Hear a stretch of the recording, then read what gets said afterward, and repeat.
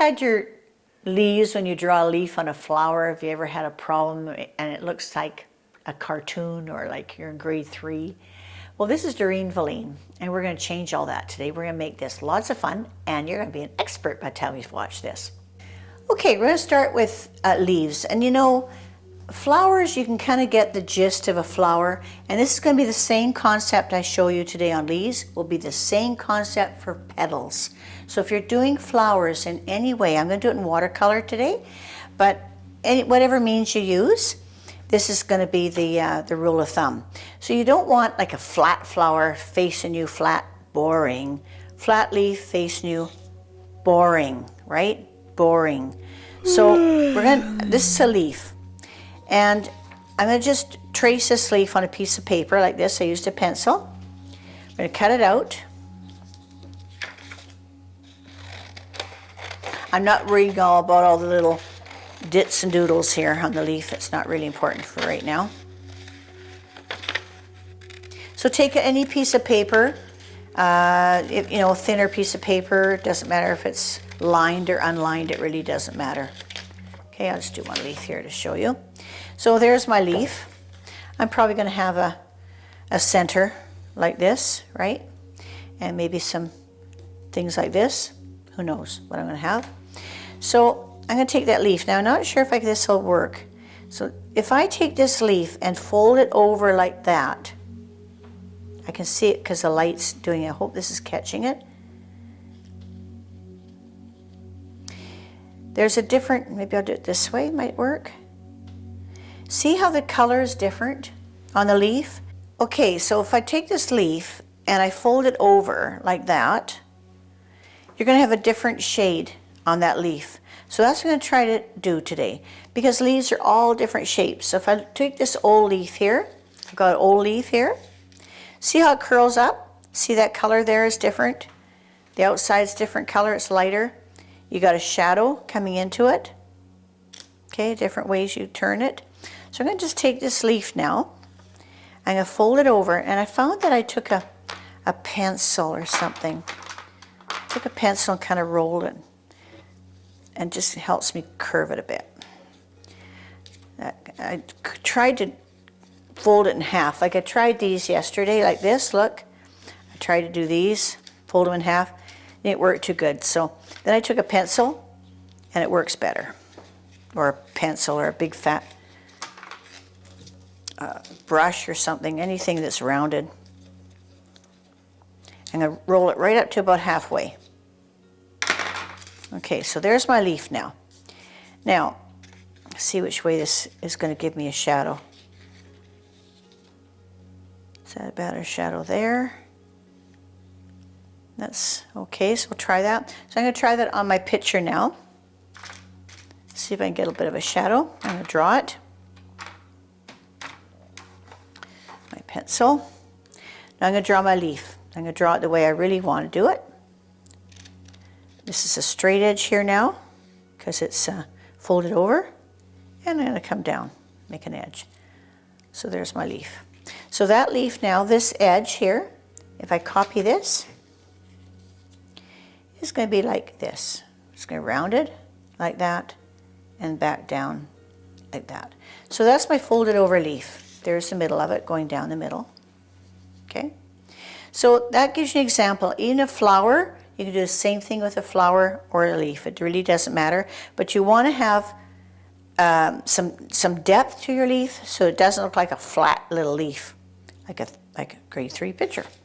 So if I'm doing watercolor, I'll do it with watercolor today. It really doesn't matter what you use. I'm just going to take a green, and I'm going to paint the whole thing green. And take a darker green, I think. Just paint the whole thing green.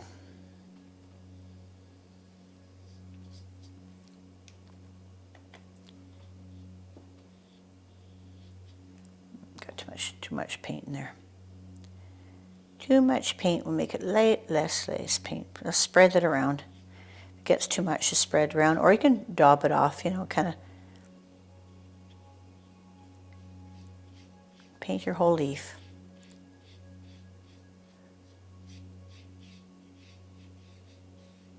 Now while it's wet, okay, there's your leaf. While it's wet, I'm going to take that darker green. I'm going to take lots of paint now. And now I'm just going to do this part. Now I'm going to do here.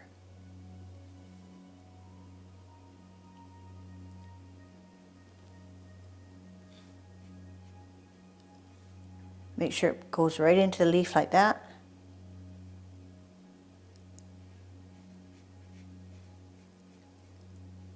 And it just gives you that 3D look.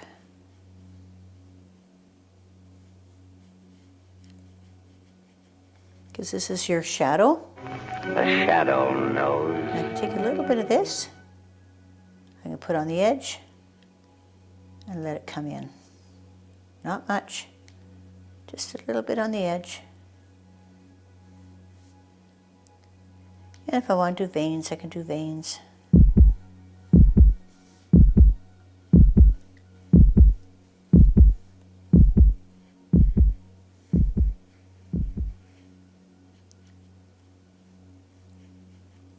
I love watercolor.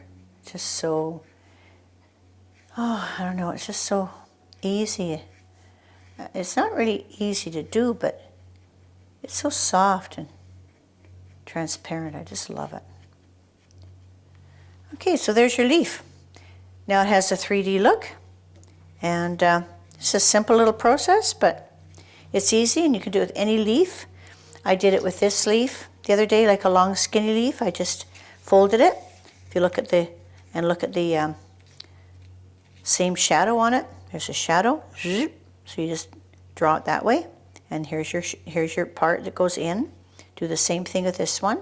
The reason I did this one is because it's a big leaf. You can see it easier, but you can do it with any shape of leaf. There's these shape of leaf too. These are nice shapes. They got the little humps in them, so you can fold it over like that.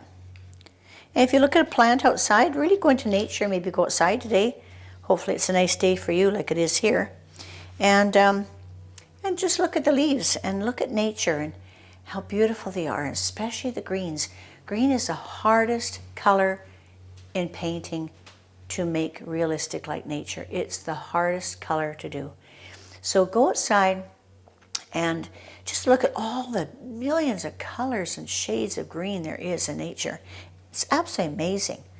And that's what's so beautiful about greens, is the nature itself. So get out there, get a little stool, and just maybe even take your paints out there with you. If you've got a little paint set like I do, these little travel sets are great, and just try to get as many shades as you can, and try to copy those shades of green, because that's what's hard, is to go to nature. That's why it's good to go outside and do it en plein air, we say, and do all the different shades, because then you're actually trying to copy that green, and then you can put the shades you use underneath. So just a little hint, just a simple one today. Hope you're having a great day like I am. I am having a great day. So I want to thank you for joining me today. I want you to make sure you subscribe and use that notification button, and subscribe to more of my videos, because we're going to get a lot into our own personal self, and how art does integrate with our emotions. So thank you for joining me. Join me again, and we'll see you again next time.